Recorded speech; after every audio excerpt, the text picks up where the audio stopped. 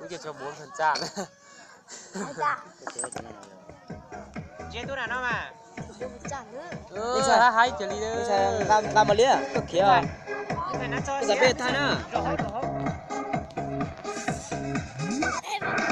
Tụi mình sai.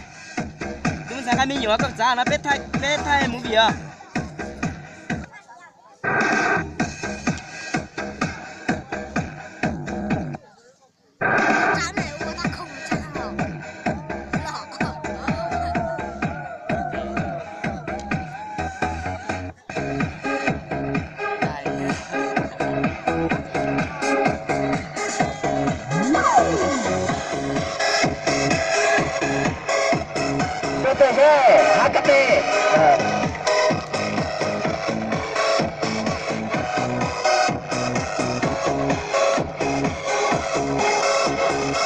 Ham mê giàu sang kêu bán đi hạnh phúc đời mình, rồi ôm theo cuộc chơi mà chẳng ai xem là cao quý.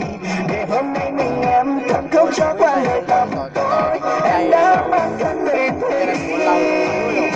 Ngồi trong đêm quanh hiu yêu ý thương cho số phận mình, vì không nghe mẹ cha em đã xa chân vào cả mây. Trời đã bao cuộc chơi em mới theo con đường đôi lối, thân xác em thôi không còn chi. Em tôi không còn chi ngoài tấm thân đâu miếu hay mòn. Em cô đơn mình em rồi mấy ai là người thường xót. Không cho thân không nhắn anh sớm phải xa điều cuộc sống, đến với tháng năm ngày tăm tối. Em mong sao ngày sau chẳng có ai mang nỗi đau này. Em mong sao ngày sau đời sẽ không lại phải hối tiếc. Hôm nay em ngồi đây không nhớ thương gia đình yêu sâu. Em đã ra đi thôi còn xanh. Đây là đó đây. Đây rồi.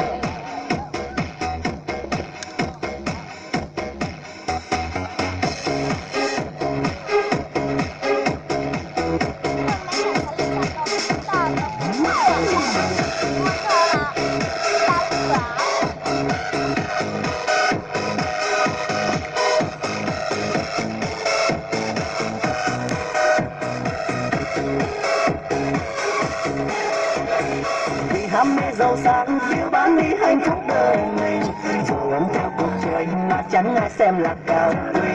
Để hôm nay mình em thầm khóc cho quãng đời tăm tối, em đã mang thân mệt thế kỷ.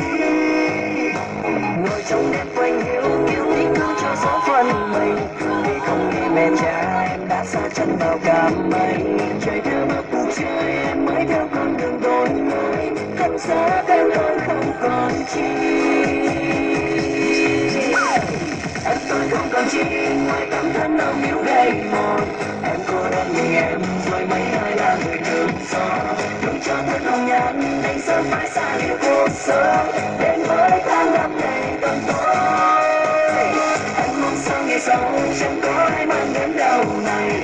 Em mong sao ngày sau đời sẽ không lại phải hối tiếc. Hôm nay em ngồi đây lòng nhớ thương gia đình yêu sâu. Em đã ra đi tuổi còn xanh. Em tôi không còn chi ngoài tấm thân nơi miếu gây mòn. Em cô đơn mình em rồi mấy ai là người thường xót. Đừng cho thân không nhắn anh sớm phải xa lìa cuộc sống, đến với tháng năm ngày tăm tối. Em mong sao ngày sau chẳng có ai mang nỗi đau này. Em mong sao ngày sau đời sẽ không lại phải hối tiếc. Hôm nay em ngồi đây lòng nhớ thương gia đình yêu sâu. Em đã ra đi tuổi còn xanh. Em đã ra đi thôi còn xanh.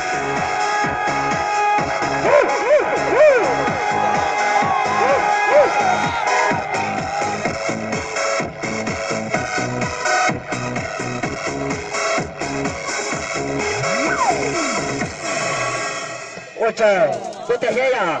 Đây chơi hay mà, bên bà thế nào? Ôi trời, nó chơi bác dẻo ở bên